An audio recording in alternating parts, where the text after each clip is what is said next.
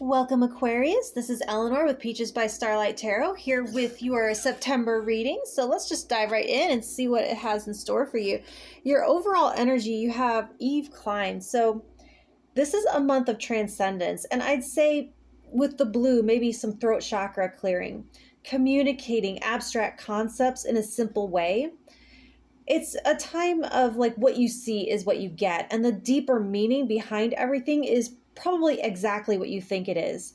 It's also a gateway time in which the physical world and your actual like divine interface will become clear and no longer just be a philosophy, but your actual experience. If that sounds weird, maybe it'll make sense when we get the cards out. So really quick, before I pull your week to week, this is a deck about the past. And so before I turn them over, they do not predict what is to come. They're going to show what past influences might be affecting your present or give hints to like the core issues behind current triggers or dissonance. So for the first week, you have wisdom. I love this one. It's so beautiful. You'll actually really benefit at this time from what you've learned and distilled from your past experiences so far.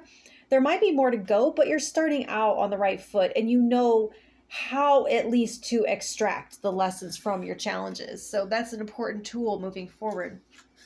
For the second week, you have persecution and inquisition. So your triggers at this time, they might be wired to a time when you weren't understood or felt like you didn't fit in.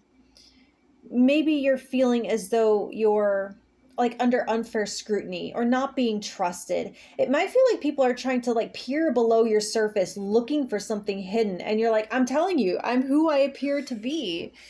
It's like they're just looking for something. So for the third week, imprisonment and slavery. So this feels like school age throwbacks before you had much personal autonomy. So this can be triggered by a new job that has overly rigid rules about phones or uniforms or draconian attendance standards. Or it could manifest as an overly controlling partner or just feel like your life has tipped over into all service and not enough self-care, lack of work-life balance or boundaries. So for your fourth week, this is vows. So this week is going to be influenced by past promises that you've made. And we'll see what the cards say, but you might be called to either make good on a promise or to re-examine the commitments that you made to see if they're still relevant or do they need to be updated or renegotiated. So for how people are seeing you, you have the Seven of Cups. So this is a heightened sense to where people might be seeing you not as you are, like I was saying there in that second week, but as a screen for their projections. So like in that third week, someone's attempts to control you might not have anything to do with you and everything to do with their own inability to find safety in themselves. Others might see like an idealized version of you, like that they've built up to be larger than life in their minds and like develop feelings that are disproportionate to your actual interactions. Like you could show someone some kindness and now they think you're in love with them. And I'm not saying not to be kind, because in this energy that could blow up too, to be cruel. So just be yourself, knowing that right now people are very much seeing everything from behind their own lens. And there's not really going to be anything you can do to control it because it's all going on in them, if that makes any sense. So for your environment and physical experience, you have the Three of Cups. So it could feel a little crowded, but in a good way. It shows great social connections and friendships. And so you're like joining forces like with a compatible roommate or spending money to get together with friends. You could be getting friends together to hold each other accountable to like an exercise or for a financial goal, like workout buddies or getting referral points on some kind of credit card, like you get your friend to join and you get something. But watch out here in that fourth week about what kind of commitments or promises you're making. So for your mental space and communication, you have the Ten of Wands. You do have a lot on your mind here, but it's not the Nine. It's not worry or anxiety. It's just a lot of factors to account for. And like all your burners are going, all systems go. It feels like a lot of adulting, basically, honestly. If you can keep each individual item as simple as possible, you should be able to knock it all out. And you don't need to get really deep below the surface on any one thing. And it feels more like mechanical than alchemical right now. So for parenting yourself, the Knight of Pentacles, Knight of Coins, you know that meme that I see it on Facebook every once in a while, pointing out how school spent plenty of time teaching the Pythagorean theorem and Shakespeare, but we come out not knowing how to pay taxes, to change a tire, to balance a checkbook, right? So you're getting serious about one of these real world administrative life tasks because it's an area of your life that it's time to make easier. And I see you teaching yourself and practicing some new skill, a material handling skill that contributes to you being able to keep all of this Ten of Wands stuff organized and avoiding overwhelm. And with Three of Cups, a friend might actually be helping you or teaching you or joining in on that. So for pleasures, you have the Page of Coins. I feel like some of the simplification is so that you can make room to plant something new, a new art form or a new relationship.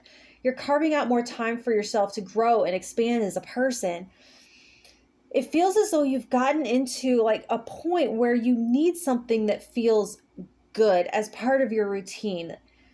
A pampering item that maybe you've decided to budget for specifically, or spending time perfecting or at least cleaning up your dating profile. I can see some of you really cleaning up your home to receive a romantic guest maybe. And so for health and work, you have the Tower. So you're looking at what is shaky, what is in danger of collapse. Like, do you have a mountain of emails to catch up on? Or did you have a medical test that came back weird and you need to have a follow-up? Or like, I feel like teeth or gums might need attention right now. It's just the old, an ounce of prevention is worth a pound of cure thing. I would be proactive here if it were me, like address things that are loose or leaky or creaky, whether that's in the body or on the job. I see a lot of energy being wasted by inefficiency. And this is the perfect month for streamlining and upgrading anyways. So definitely in that area. So for partnership and contract, Five of Swords. It's definitely going to come up in that second and third week. You might be feeling fourth week too, maybe, but trapped by a promise that you've made. But they're showing that the feeling is temporary. This card shows short-term actions having negative effects on a long-term goal. So I wouldn't make any big final decisions because of one heated argument. I do see you wanting to run away from something, but I'm reading this as that would be ill-advised and to look into the why of the feeling. You might need to renegotiate something for sure, but it doesn't show any benefit from just walking away entirely. So for intimacy and letting go, the Ace of Wands. So this guy that Yves Klein, he did paintings where people would get naked and dip themselves into paint and paint the canvases with their bodies. And so for some reason, I'm drawn to think about, like we always think about what happens after life, but we very rarely think about before. That pure consciousness before life, and people who remember actually being fearful of coming down into the physical world to experience the limitations and the boundaries and the concrete rules of the physical world.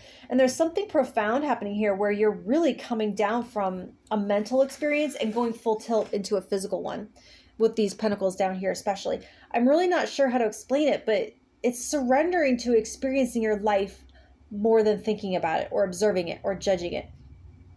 This whole reading has felt very Taoist from the get-go. And that's why the Ten of Wands in your third house, your mind is on task in the doing. And the Page of the Knight of Pentacles, you're getting your hands dirty in a very cosmic sense.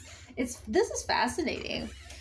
So for wisdom and philosophy, you have the Strength card. So this is what I'm talking about. It's that marriage of animal and spirit. It's that harnessing of the will. And like I was saying, you're not torturing anything by thinking it to death. You're allowing your life to be and allowing yourself to be in it.